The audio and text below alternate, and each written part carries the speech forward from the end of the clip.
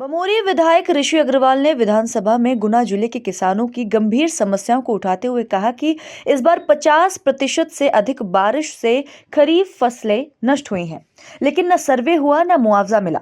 उन्होंने कहा कि केंद्र ने मक्का का समर्थन मूल्य घोषित किया, पर एमपी में खरीदी शुरू ही नहीं हुई। रबी सीजन में किसानों को डीएपी और यूरिया की भारी कमी झेलनी पड़ रही है। बगेरी केंद्र पर लाइन में खड़ी सहरिया महिला भूरिया बाई की मौत हो गई, जिसका अब तक मुआवजा नहीं मिला। विधायक ने किसानों को बिजली की अपर्याप्त आपूर्ति और विभागीय भ्रष्टाचार पर भी सवाल उठाए।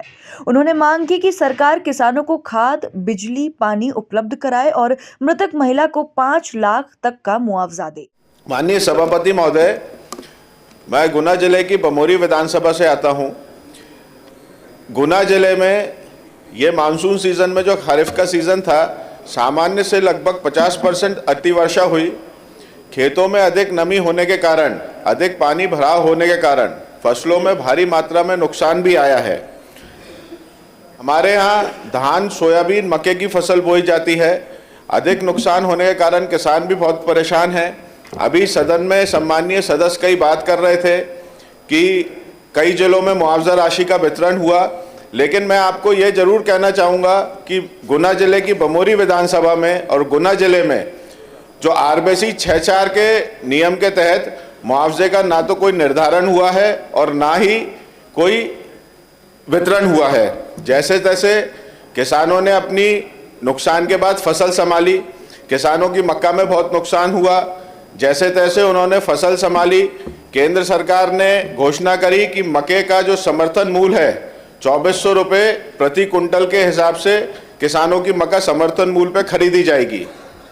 माननीय सभापति महोदय, लेकिन किसान को हताशा जब हुई जब उसके संग बहुत बड़ा छलावा हुआ कि मध्य प्रदेश में मक्का की फसल की खरीदी समर्थन मूल्य पे चालू ही नहीं हुई। माननीय सभापति महोदय, अब मैं आऊँगा कि रबी सीजन के जो फसल की किसानों ने तैयारी करी, जैसे तैसे उठाधरी करके कर्ज लेकर किसान रबी सीजन की फसल के लिए मरता क्या ना करता वाली स्थिति में उसने रबी सीजन की फसल की तैयारी शुरू करी। बोनी का समय आया, किसानों को डीएपी उपलब्ध नहीं हुआ, ना तो सोसाइटियों के माध्यम से हुआ, ना मार्कफेड की मार्केटिंग सोसाइटी के माध्यम से हुआ।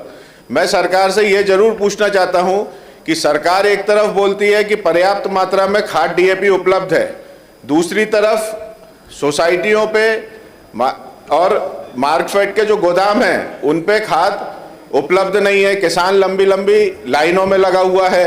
आखिर अगर खाद उपलब्ध होता तो लंबी लंबी लाइनें क्यों लगती? किसान जो 1350 की बोरी है वो 1800 और 2000 रुपए तक ब्लैक में खरीदने के लिए बाध्य क्यों होता? किसान खाद के बदले गाली क्यों खाता? किसान खाद के बदले डंडे क्यों खाता? ये बहुत बड़ा प्रश्न है माननीय अध्यक्ष महोदय। अभी मेरे यहाँ यूरिया का बहुत बड़ा संकट चल रहा है। किसान की बोनी हो गई, उसका पहला पानी चल रहा है, तो यूरिया उसको पर्याप्त मात्रा में चाहिए। हमारे यहाँ पहले पानी में यूरिया का छिड़काव करते हैं, फसलों में यूरिया देते हैं, यूरिया फेंकते हैं।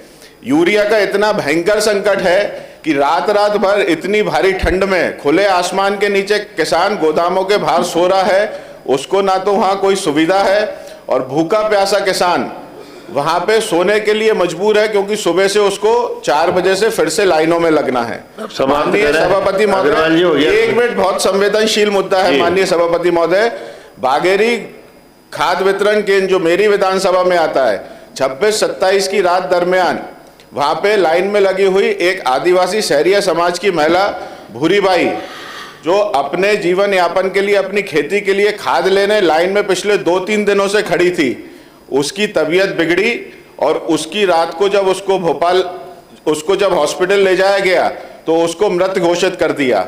माननीय अध्यक्ष महोदय, ये बहुत बड़ा प्रश्न है। अगर खाद की कमी नहीं है तो इसकी मौत का जिम्मेदार कौन है? इस आदिवासी महिला की मौत का जिम्मेदार कौन है?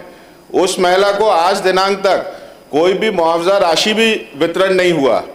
तो ये बहुत बड़ा मुद्दा है कि उसको आज दिनांक तक मुआवजा राशि का वितरण क्यों नहीं हुआ। मैं तो आपसे, आपके माध्यम से सरकार से मांग करना चाहूँगा कि कम से कम उस महिला को 5 लाख रुपए मुआवजा राशि का वितरण होना चाहिए।